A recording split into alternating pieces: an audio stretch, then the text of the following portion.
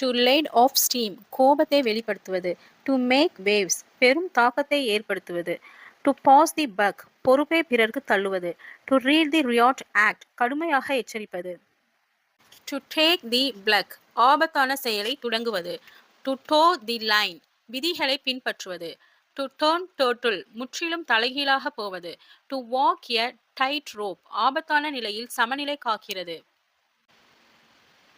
To break even லாபமும் இழப்பும் இல்லாமல் இருப்பது. டு குக் தி புக்ஸ் கணக்கில் மோசடி செய்வது. டு ஃபுட் தி பில் செலவை செலுத்துவது. டு கோ டச் செலவை பகிர்ந்து கொள்வது. To keep the wolf at bay வறுமையில் இருந்து தப்பிக்கிறது. To play fast and loose பொறுப்பில்லாமல் நடப்பது. To save for a rainy day அவசர நிலையில் பயன்படுத்த சேமிப்பது. டு டைட்டன் தி ஸ்க்ரூஸ் கடுமையாக அழுத்துவது. டு கோ ஃபார் broke முழு முயற்சியுடன் செயல் செய்வது. To have an axe to grind தன நலம் கருதி செயல் செய்வது. To look before you leap செயலில் இறங்குவதற்கு முன் யோசிக்க வேண்டும். டு மிஸ் தி போட் வாய்ப்பை தவற விடுவது. டு பிளே வித் ஃபயர் ஆபத்தான ஒன்றில் ஈடுபடுவது.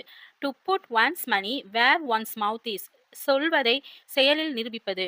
டு ஷூட் த பிரீஸ் சும்மா பேசிக்கொண்டு இருப்பது. To throw in the towel முயற்சியை கைவிடுவது. To beat around the bush நேராக சொல்லாமல் சுற்றி பேசுவது. To cast pearls before swine மதிப்பில்லாதவருக்கு நல்லதை அளிப்பது. டு கட் கார்னர்ஸ் குறுக்கு வழி தேடி செய்வது. டு ஃபேஸ் தி மியூசிக் தன் தவறுக்கான விளைவுகளை சந்திப்பது. To jump on the bandwagon பிரபலமாக இருக்கும் ஒன்றில் கலந்து கொள்வது. To kill two birds with one stone ஒரு செயலில் இரண்டு பயன் அடைவது. To let the gate out of the bag ரகசியத்தை வெளிப்படுத்துவது. To make a mountain out of a molehill இந்த கடைசி கேள்விக்கு வந்துட்டு நீங்கள் சரியான பதிலை கமெண்ட்ல. To play it by ear சூழ்நிலைக்கேற்றவாறு செய்வது.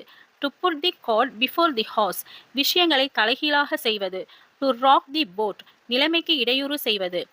கடைசி இடியம்ஸ்க்கு தமிழ் மீனிங் கமெண்ட்ல சொல்லுங்க. To sit on the fence